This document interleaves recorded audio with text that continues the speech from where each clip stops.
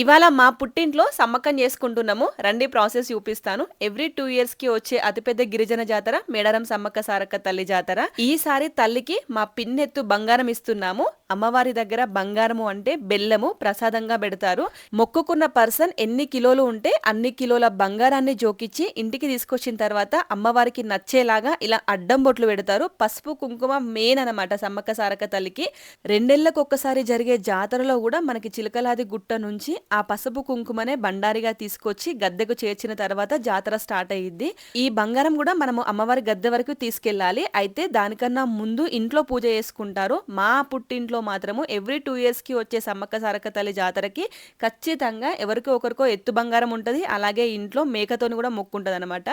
ఇంకా ఆ తల్లికి ఇష్టమైనవన్నీ కూడా ముందు రెడీ చేసి పెట్టినాము. బోనం, బంగారం, కళ్ళు ఇవన్నీ కూడా అమ్మవారికి ఇష్టం అనమాట.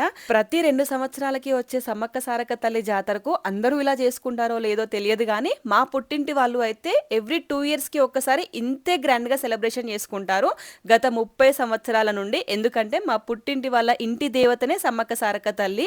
వాళ్ళకి ఇంట్లో ఎవరికి ఫస్ట్ వెంట్రుకలు ఇయ్యాలన్నా కూడా ఆ తల్లి దగ్గరికే వెళ్తారు.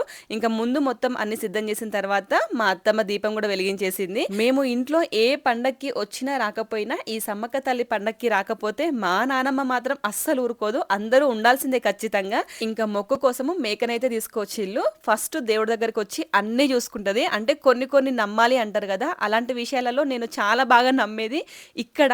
అంటే అందరూ ఉన్నారా లేదా చూసుకొని అక్కడ పూజ అంతా కరెక్ట్ అయిందా లేదా చూసుకున్న తర్వాతనే మేక జడ తీయడం అంటారు అనమాట మా సైడు.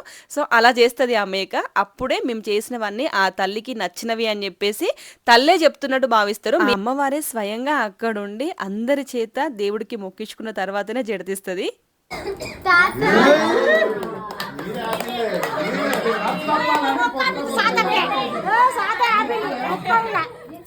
ఇప్పుడు ఎంత సందడిగా జరుగుతుందో నెక్స్ట్ జాతరకి కూడా మేమందరము కలిసే వెళ్తాము. ఆల్రెడీ ఇప్పటికే చాలా మంది వెళ్తున్నారు మేడారంకి. కానీ అమ్మవారు గద్దెకి వచ్చిన తర్వాతనే వెళ్ళాలి అని చెప్తుంది మా నానమ్మ. అయితే అస్సలు ఒప్పుకోదన్నమాట. ఎందుకంటే నానమ్మకి ఒడిబియ్యం ఉంటుంది. ఆ ఒడిబియ్యం తీసుకెళ్లి గద్దె దగ్గర చేర్చాలన్నమాట. సో అందుకని చెప్పేసి నెక్స్ట్ వీక్ మేము మేడారం కూడా వెళ్తున్నాము. ఆ వీడియోస్ కూడా అప్లోడ్ చేస్తాను.